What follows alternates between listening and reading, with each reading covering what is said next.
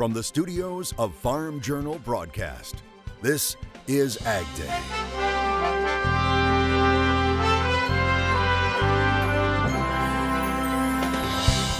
Today on AgDay, we take you to a flower farm that's helping families make memories.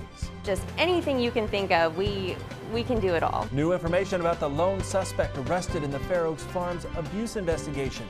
And the prevent plant acres are really starting to add up. This is a classic short crop. AgDay, presented by the all-new Chevy Silverado, the strongest, most advanced Silverado ever. Good morning, I'm Clinton Griffiths. We're getting a better picture today of just how many prevent plant acres there are out there. USDA's Risk Management Agency keeping a running tally. It's pegging prevent plant acres for corn as of earlier this month at between 7 million and 8 million acres, soybeans at 2 to 3 million acres. It's put the tally for all crops at 12.5 million, with final amounts expected to go higher. You'll remember earlier this month, USDA Undersecretary Bill Northey said total prevent plant acres would likely go over 10 million acres, and that appears to be where we're heading. Analysts say markets will continue to digest the 2019 planting season. This is a classic short crop. I think if you look back in history, whether it's 93, 88, any of the short crop years, the old trader's adage is short crops have long tails. So when we figure out how small is small, whether that's in August or we think the middle of September, that should be the point in which the market then rings the bell and says, okay, we've now digested this year's U.S. corn crop. We'll now look to the South American crop sizes and, of course, where we're sitting in the world marketplace on export demand. So we believe that somewhere between now and, let's say, the end of September, the market has either put in a high or will put in a high. That all is in the hands of Mother Nature and USDA.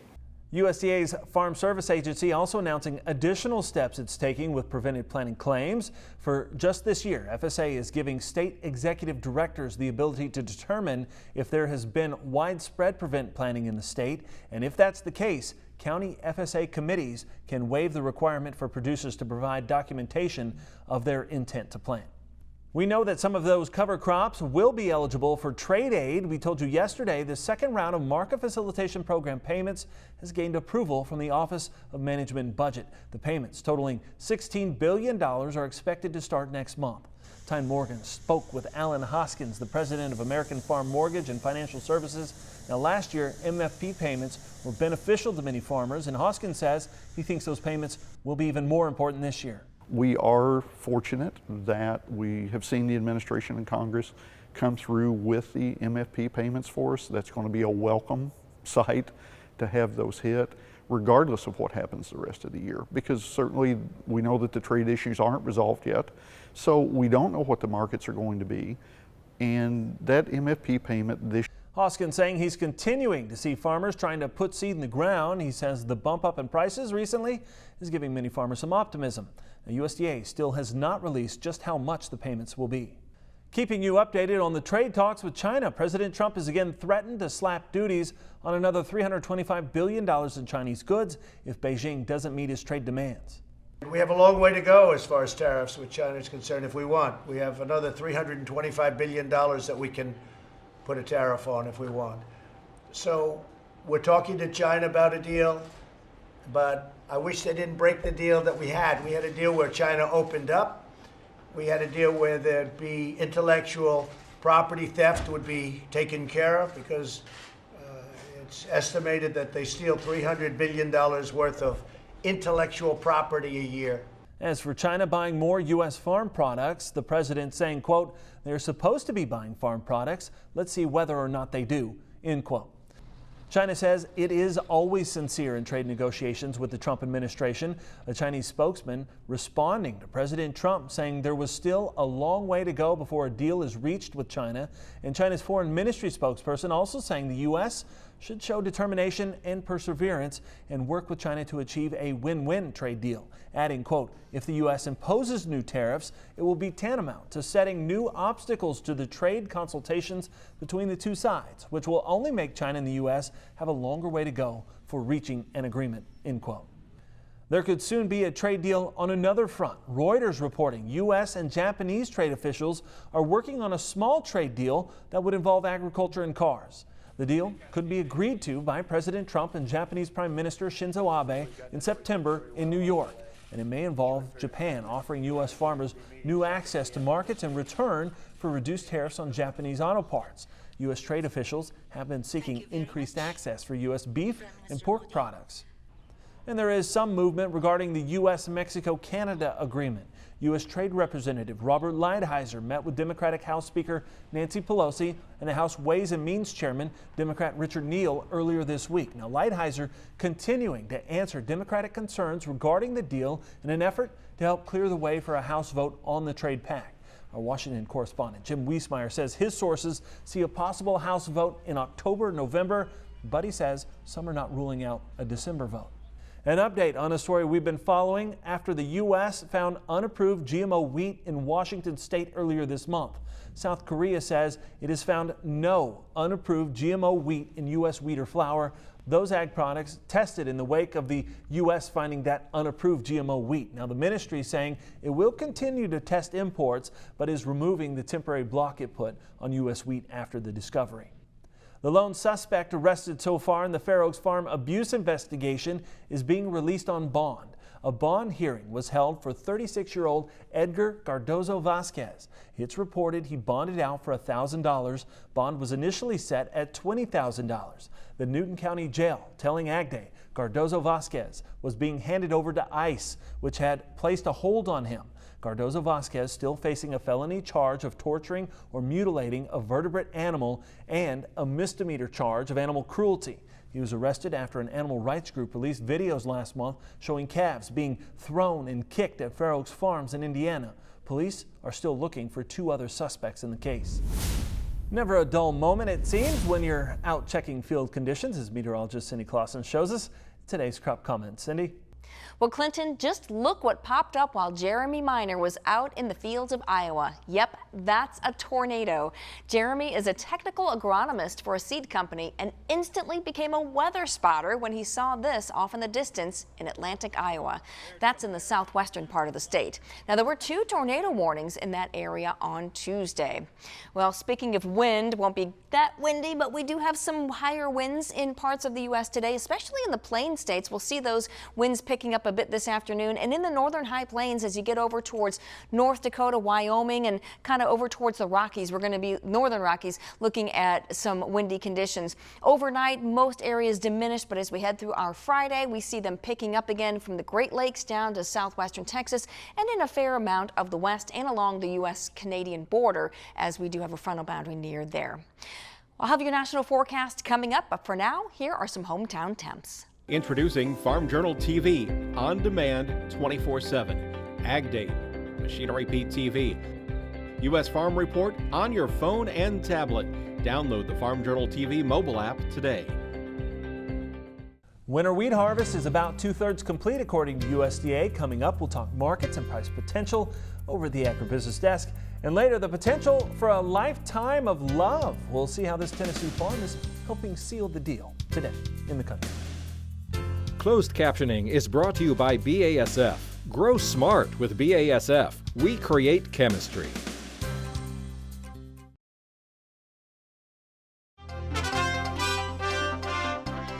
Bayer AG is moving its crop science headquarters to St. Louis. It will also invest $164 million in improvements to that Missouri campus.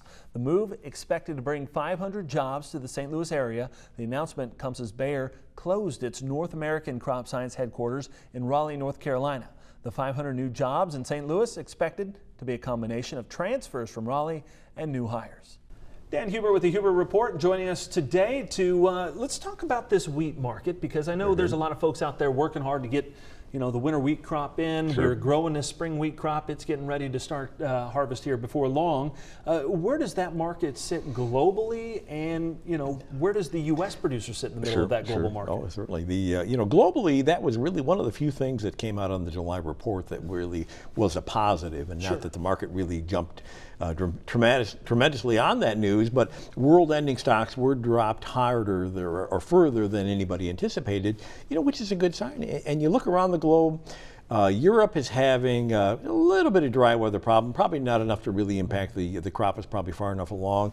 Most of the reports out of Russia, Ukraine still call for some pretty solid grain crops, and particularly the winter crops there. Australia, certainly has its issues and continues to have its issues. So it was good to see the drawdown. Yields that we've been hearing on the domestic crop have been pretty solid so far. Now, granted, they haven't moved that far north into what would have been really considered the troubled areas here in the spring. So it's interesting when that comes about. But I think one of the things that's really could be worked to the advantage of wheat this year is that absolutely with the question marks on how much corn we're going to produce, where that availability of corn is going to come from, you're probably going to see a nice kick up in the use of feed wheat this year. So we're going to get a little boost in demand we haven't witnessed for the last 4 to 5 years when it comes to feed usage. Yeah, as I'm getting ready to market grain coming out of the field here, do you have any ideas or strategies for ways to accomplish that in the middle of harvest? Of course, in any case, it all is going to hinge on where your basis is in your local area, what the availability of storage is. When you look at the corn crop right now, I mean, it just looks like you want to, because of the way the basis levels could become a little bit unwieldy this year on the positive side for the farmer. You want to take advantage of any piece of storage you'd have there. I would tend to say the same thing in the wheat. Now, granted, wheat right now looks like it's in maybe a little bit of a retracement phase, maybe back down into the first of the month. But I think as we move into the latter part of summer and we see the demand start to emerge a little bit more there, that we've got some higher price potential in that as well. So I guess I'm not terribly anxious to sell into weakness at this point. All right, that sounds good. That's good advice. Appreciate it, Dan. Thank you so much. We'll be back with more Ag Day coming up here in just a minute. For a free trial of Dan's newsletter, visit thehuberreport.com or call toll-free at 888-926-0985.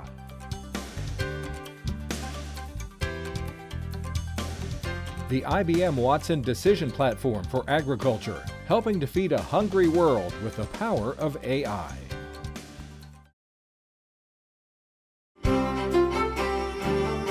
Welcome back to Ag Day. Your meteorologist Cindy Clausen looking at the root zone moisture map. And Cindy, you can tell that summer heat is really starting to dry some places out, but there are a few exceptions. Yeah, and that exception is berry, and that really shows up on our root zone moisture map. Let's take a look.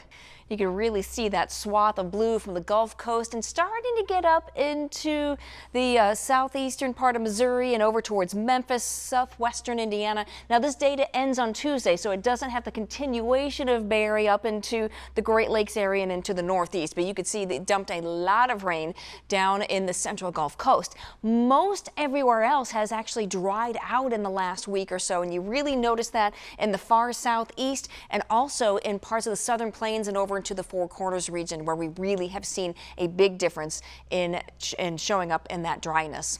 Let's take a look today. Most of the activity is going to be in the north, but we will see some heat and humidity contributing to some scattered showers and thunderstorms in the southeast as well. But as we get into motion, you'll see that we have a couple of fronts along the northern tier of states, and we'll see some showers and thunderstorms kind of riding the ridge, if you will. We'll see a low pressure system front coming in from the west. Again, still some activity though with that heat and humidity going in the daytime heating in the southeast. As we head through our Friday, we're going to be seeing showers and thunderstorms again over towards the Great Lakes and a lot in the eastern part of the country, but we might see some activity coming into the southwest as well. As far as precipitation is concerned, a lot of it has been with the frontal boundaries across the northern tier of states, but some in the southeast as well. Everything progresses to the east, and you could see some wet weather there in kind of the central eastern Gulf Coast states. Let's talk temperatures. Hot today. Hot for a lot of the country, especially in the nation's midsection where we're dealing with a lot of 90s, even close to triple digits in some of the plains states. The cooler temperatures remain in the northwest. And then as we get into the overnight hours, low temperatures in the 80s. That is not giving us any relief in the middle of the night to really cool down, especially if you don't have any air conditioning. Look at tomorrow, though. We do see slightly cooler, but still pretty hot temperatures. Many areas in the central and eastern part of the country getting into the upper 80s and into the 90s. Feels like temperatures. Look at what happens as we get into this afternoon, where we're going to be seeing triple-digit heat index values in a lot of the central and eastern part of the country. As far as the jet stream, still have that kind of ridge holding on, so a lot of warm temperatures across the country. And it still looks like we see another even taller, big, stronger ridge building in the western part of the country for early next week. That's a look at your national forecast. Now let's check on the weather where you live. Burns, Oregon, plenty of sunshine for you today with a high temperature of 80 degrees. Garnett, Kansas, very hot and humid with a high of 96. And Littleville, Alabama, slight chance for showers and storms. The cattle herd has been expanding for several years now, but is that coming to an end? We'll discuss coming up with our friends over at Drovers. And later, the beauty of the ceremony helped by this Tennessee farm. It's wedding flower season today in the country.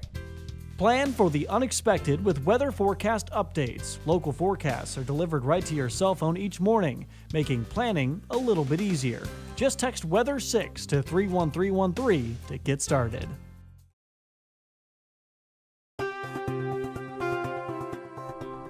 Happening tomorrow, USDA is set to release its monthly cattle on feed report along with the annual mid-year cattle inventory report. And analysts believe the reports will show the expansion of the nation's beef cow herd is ending. Drover says despite good pasture and forage conditions and low grain prices until this summer, the slowdown in cow herd expansion is notable. Cow slaughter year to date is 2.6% higher, heifer slaughter 7.7% above last year's volume. That's the highest cull-cow ratio for the first half of the year since 2013. A main driver in the increase in cow slaughter was dairy cow liquidation. Poor margins for dairy operations resulted in a notable increase in dairy culling.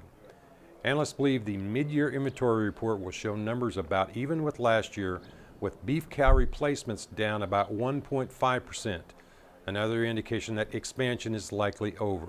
Greg says those numbers would also suggest the beef cattle herd transition to be slowed and controlled and that the herd reduction is likely to be at a slower pace than in cycles past.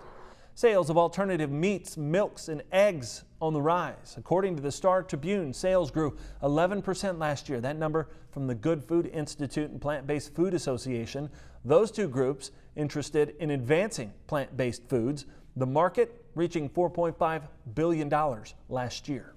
Up next, the beauty of cut flowers. I'm Charles Denny. It's a Tennessee flower farm where beauty and environmental stewardship combine for a successful business.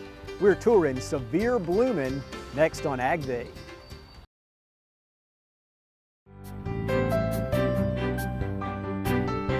Did you know there are more than just 4 seasons in a year? Right now, it's not only summer, but wedding season. In Tennessee, Charles Denny takes us to a mountain farm that produces flowers and other plants for weddings and special occasions.